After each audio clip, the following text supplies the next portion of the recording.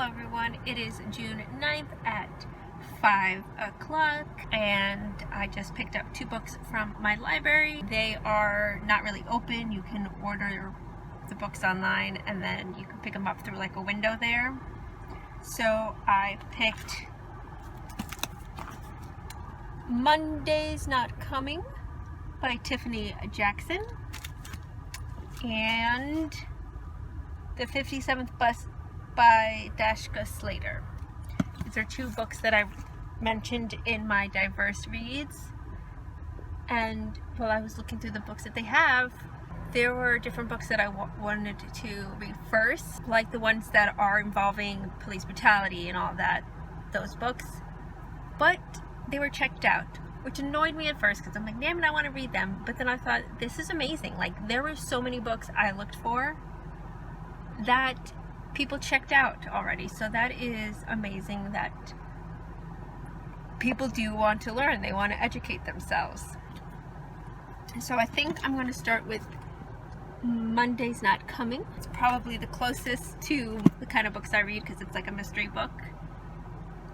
I've also started Dear Martin on an ebook, and I'm only on the first couple of chapters and I'm already pissed. I got so mad at just the beginning, but I will talk about that later.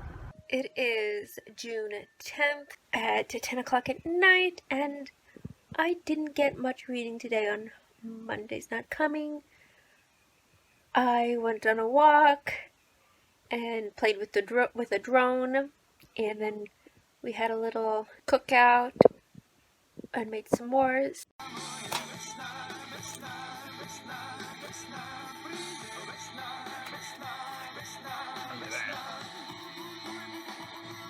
Get much reading today, but I will before bed. So far I like it. I like 70 pages done. It is Friday, June 12th, and I'm on page 184 of Monday's Not Coming. It's pretty good. I just want to know what happened to Monday since they break it up into 3 parts. The before, which is when Mandy's missing, and then the after, when we know something's happened to Monday, but it hasn't been explained what has happened. And then 1 year before the before, so we get kind of the relationship between her and Monday. And I just want to know what happens to Monday, because it's so sad. Claudia just wants her best friend and she keeps trying to get people to care, but no one is really caring, because they care, but once they have a small answer, they're like, oh, see, that's it. But even though Claudia knows her best friend, knows that this is not it, but no one is really believing her or really care. She's homeschooled, or she's with her father, but being homeschooled, she would still be able to see Monday, and she said she hasn't seen her father in since years. So I just want to kind of know what's going on, what happened to Monday. And I'm still reading Dear Martin. I haven't read more than a couple of chapters. I know this one's going to be a hard one to deal with, because right at the beginning, Jess is at a party, and his ex-girlfriend is there, and she's drunk, she wants to drive, but he's like, no, you can't, so he puts her in his car, and then a police pulls him over, and he blames him, kind of saying he's going to do something bad to that girl, and Jess is trying to explain, no, she's, but the cop won't let him, and automatically arrests him and just be very physical with him, which is bullshit. And then he gets to the police department, and even the girl's trying to explain, but they don't even care.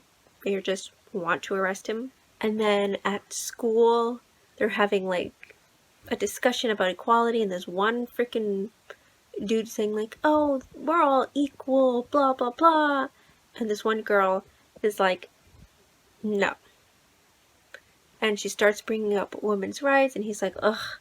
And then she starts bringing up color. And he's like, no, we're all equal. We have equal opportunities and blah, blah, blah. It's like, I still don't understand how people don't see. I mean, that's white privilege for you, but still, it's like, I see. I mean, I'm not white, but I have white passing, so I don't understand. My mom understands that she's white, so... And then when you try to explain it to them, like, no, women aren't equal, or no, people of color aren't equal, they get so upset, and it's like, okay, why don't you just listen and try to understand? Why do you have to dismiss it? By dismissing it, yeah, you are the bad person. And I guess the word privilege bothers people, but come on. That's why we put, like, the word, like, white privilege, because you're privileged because you're a white. I have passing privilege. It's because I'm passing white. I don't get offended. I'm like, yeah, I am, and so I don't have the same struggles. Doesn't mean I don't have struggles, but I don't have the struggles that people of color do who aren't passing. Like, I never got offended not being like, oh, I have my own struggles. No, I understand that I think everyone understands that people have their own struggles. It wasn't just the color of my skin is not one of them. When they recommend these books to me or like shows, I do want to read it and I do want to learn. But it makes me so angry. And I know I have like the privilege of being angry in the sense because I am not living it. But still, I'm just like, ugh. Why is this still happening? It is June 13th at like 9 p.m. I'm on page 250 of this book, and I like it. However, I'm a little confused with the timeline. Like I said, it was like before, when she finds out Monday's missing, the after, what we find out, you know, when she finds out what happened to Monday, and then like before. But I'm a little confused because I thought I was reading the after, and then they mentioned where's Monday, and I was like, okay, I thought you already knew. It's a little confusing. I've read on Goodreads that a lot of people didn't like that as well, the timeline, and it kind of was confusing. And then they say during the end you find out why the author kind of structured this way. So hopefully it gets better and you figure out everything, and then everything makes sense with the timeline. That's my only problem with this book. It is June 15th at like 5 o'clock, and I'm going to be weed whacking while listening to Lord of the Rings 2 Towers audiobook. I'm at the part where Pippin and Merry got kidnapped by orcs, and now they're free, and so they meet Treebeard, and they're so cute. I just love all the hobbits. I think it'd be like Sam, Pippin, Merry, and then Frodo. Sorry, Frodo, he's not my favorite, even though he's the main character. But with weed whack, I have a lot of rocks and boulders, things in my yard, so I have to weed whack around them before I can mow all this. It's very overgrown, but that is why I have to weed whack to find the rocks. It's like 11 p.m. and I'm just reading in bed, and I am currently reading Monday Is Not Here on page 347, so I have like 100 pages left.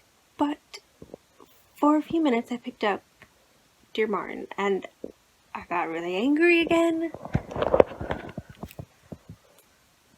The kid, after they were talking about inequality, leaves, and they were like, oh, I can't believe the teacher would start telling that there's still inequality to a bunch of millennials. I want to get her fired and all this. I'm like, one, I hope millennials think that there is inequality in America.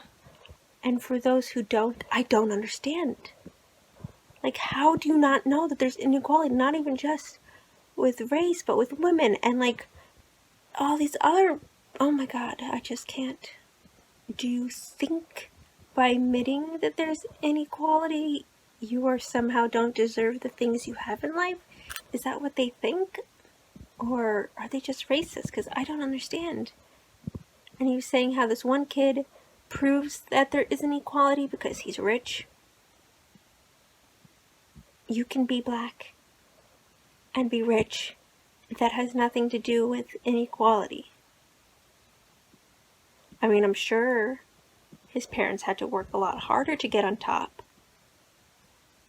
But that doesn't mean, like, I have so many thoughts, and so that's why I'm mumbling and stumbling over my words. Yeah, he could be rich, and he could be wearing like a hoodie and walking down the street, and people will be like cautious of him and be like, oh my god, is he a criminal? Or all this just because of the color of his skin.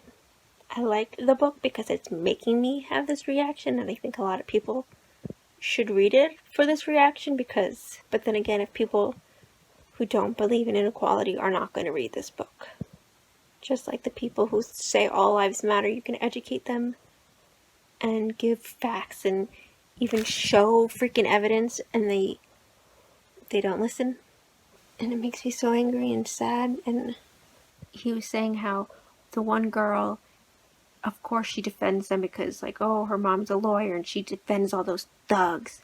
Like, I hate that. I hate that if you're black, that's what they call you. Oh, they got arrested? Thugs.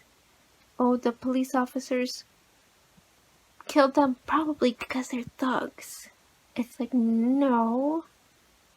Yeah, of course more black people are arrested. It's because the areas are over policed and they're looking for the crimes. They're looking for them. And so yeah, they're going to find them because that's where they're looking. And even the guy, he says he does drugs and he sells drugs, but he doesn't get caught and he doesn't see how that's white privilege. It's like, yes, because the same crime, you could be selling weed. A white guy can be selling weed, just like a black man, but the black guy gets arrested. Why? The white person just gets off with a warning. So it's like, oh yeah, they're committing less crimes. No, they're just getting away with them because the police allows it. And even with that proof being like, hey, look at you, you're a criminal as well if you sell pot or if you sell drugs. Oh, that's different. No, it's not. The only difference is the color of your skin. It is June 16th at 7 p.m. and I just finished Monday Is Not Coming, and I'm giving this like a 3.5 stars. I liked it. Yeah, towards the end, the timeline and everything, how she written it makes sense, but I can't really explain that because it is spoilers, but it does make sense in the end. I don't know more to say about this because, I don't want to give away what happens. I just think it's so sad that no one really took Claudia's serious when she was saying, something's really wrong with my friend. She wouldn't just disappear like this. She wouldn't just stop talking to me, and she tried going to the police, and her teacher tried calling like social workers to check up on her, and she really tried, but no one really cared. And then she went to the police and they said, she's probably just a runaway. And that just must be really hard, knowing that something is wrong with your friend. And she describes her more as her sister, and no one is taking it serious. So now I will begin the 57th Bus by Dashka Slater. It's a true story of two teenagers and the crime that changed their lives. It's a pretty short book. Hopefully I will get it done in this reading vlog. Sasha is a white kid from, a rich neighborhood, goes to private school, and Richard is black from the poor side of the town. And he's charged with, 2 crimes of hate crime? And I was always like, how is that even possible? It didn't make sense to me since he's black. But I just found out that Sasha is non-binary. They go by the pronouns they. So that makes more sense of why he'd be charged with a hate crime. While editing my reading vlog, I realized I use the pronouns he a lot when talking about Sasha, and they are non-binary, and I'm sorry for that. I do say they or them throughout it, but I mess up sometimes, and I'm sorry for that. I don't mean to be offensive. So far, what I really like about this book is that the first part is about Sasha. They are a gender, and so you see the struggles that they went through and trying to accept themselves and have others accept them, and like the problems that arises with. And then you have the second part is Richard, who is black, and he lives in like a poor crime-filled area, so he had a lot of friends die, and that was just like normal, that you can get shot and killed. And it's really sad because like that's kind of like the norm that you have to expect. And now I'm on the fire, and it isn't exactly what I expected. I have to read more to see how it plays out, because I don't know how to feel about it. Because yes, he intentionally wanted to set their skirt on fire. Sasha was wearing a skirt, and they perceived him as male and wearing a skirt. And so but he didn't want it to like go up in flames and, cause so much damage to Sasha. Like he kind of wanted it to go like, oh, and then he would, because he was sleeping, and like wake up and be like, ah, and like pat it down. He didn't expect it to be like burst into flames and all that. And he thought it was going to be funny to do it.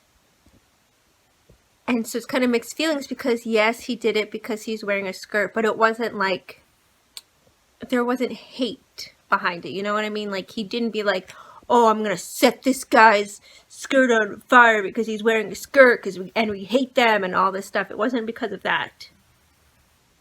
But it was like, oh, hey, this guy's wearing a skirt, so let me just like, let's, play a joke on him. And during like, I think it's sad, during like the interrogation and stuff, he didn't ask for a lawyer because he really didn't understand his Miranda rights. He didn't ask for a lawyer, and with juveniles, they're less likely to, call their parents because, they're ashamed or they're scared of getting in trouble and stuff. And so he just like talked to them, and he was saying that he's homophobic, but he was like confused because he is homophobic in the sense that he doesn't mind gays, but he says that, when they go too far with it, like wearing a dress or something, he finds it like uncomfortable. So, but he was then saying like, I just did it as a joke. I didn't mean it to go in flames, but it was too late because they automatically like, nope, he did it because he's homophobic and he was gay bashing and all this stuff. Whereas a lawyer would have told him not to say all those things because it's definitely would have perceived wrong. And so that's where I am right now. So I need to know like what happens to Richard. How does this all play out? I don't think it's going to be good. So Richard is being tried as an adult, and people like on news articles and like on Facebook or whatever writing things like, oh yeah, they should lock him up, they should be getting life in prison, and oh my god, like just bashing him and his family, which I would probably do that as well, because they're saying he did it because he's homophobic. So I'm like, yeah, okay, fine, he just burned a kid because he was wearing a skirt. So yeah, I understand that people are upset, because I would be too, because that's wrong. But I also know the other side where he didn't do it towards like real hate, and he wasn't like, oh, I'm going to burn this guy and wanting it to be like caught on fire and burn him and badly hurt him. No, it was just like a prank in the sense that he just wanted to like light it a bit and then him wake up and like put it out, not getting hurt. So like I do believe he should get punished, because in a way it was a hate crime, and even the prank went wrong, it's still bad, but he shouldn't be charged as an adult, and definitely not like what they're going for. And they do mention like for these juveniles and stuff to be charged as an adult, even if it's for like 2 or 3 years in jail or something, that's going to change them. That's going to make them a criminal, because you're with other criminals and it's just going to change you. So it's like, so even if he wasn't a criminal before, he will become one now. And I think that's very true for Richard, especially because he lives in a poor neighborhood where it's filled with like gang members and like crime everywhere, where he got robbed at gunpoint and his friends get killed all the time. And he's really trying to turn his life around and, do better at school. So he was trying to not go down that path. It just sucks that this prank could ruin his life. And I'm not saying that it shouldn't, in a sense, because like he lit someone on fire. Like it wasn't like an accident in the sense that, like, oh, he had something on fire, he like threw it and it landed on the kid and it like caught on fire. No, he intentionally like lit. He didn't want to hurt him, he didn't want it to get as bad, but he did it. Age keeps being brought up in this, like he is 16. And some people are being like, yeah, he's 16, not 10, he knows better than to set people on fire. He's not a child, he knows better. And I do agree with that. Like, 16, like, you should know better than that. But my problem is, like, when you have the people, especially if they're, like, white or play football or something like that, it's like, oh, but he's 19, he's 18, oh, he's just 20, they don't know better. He's still growing and learning. He didn't mean to, like, rape that girl or do anything. It's like, you can't have it both ways. Like, especially when those were much older, and being like, oh, they didn't mean it. You don't want to ruin these guys' lives, But this one is like, nope, throw him away. When this one, he can learn. Like, it was a mistake that they got caught on fire. In the book, they were saying how there was a case where 3 white boys tackled a black boy and clamped a bike lock around his neck. And then they wrote the N-word on a whiteboard and draped the Confederate flag around. And they got arrested, but they got off with misdemeanors. And they were saying it's pranks, but in that case, the difference between Richard and Sasha is that he didn't write like the F word or, have such hate. He meant to just like scare him. Scare them. And with this one, it's not a prank. They wrote the N-word, the Confederate flag. They knew they were doing, it was a hate crime. It was clearly a hate crime. But again, 3 white boys, and the victim is black. Very much different outcome than when it's a black boy and the victim is white. Then they get much harsher punishment. I finished the 57 bus and I gave it a 4-star rating. I really enjoyed it. I guess this would maybe be a spoiler, but it's a true story and whatnot. But I liked how in the end Sasha's parents came to speak in behalf of Richard and was saying like, I really think he is remorseful. I don't think he did it to do any harm. And they said that they do believe that it wouldn't have happened if Sasha was wearing pants instead of a skirt, which I agree. But they agree that it wasn't like a deliberate hate crime, that they wanted to hurt Sasha for wearing a skirt. And I really like that, because that was like what I was having trouble with throughout the books. But we find out what, like, Sasha's in college, and so we know what happens to them. But we don't really know the outcome of Richard, and I really want to know. I tried Googling it, but I couldn't find much. I really want to know what happened, because he was trying to make something of himself before this all happened. He wanted to graduate from high school. He didn't want to be in the gang life and what was brought, because where he lives, that it's all around him, and you're kind of forced to be in it. So I really want to know, like, after he got out of jail, like, what happened to him, because he'd be 21 when he got out of jail, and I just want to know if he was able to make something of himself. So I think it is a very powerful read, and everyone should check it out. So I hope you enjoyed my reading vlog.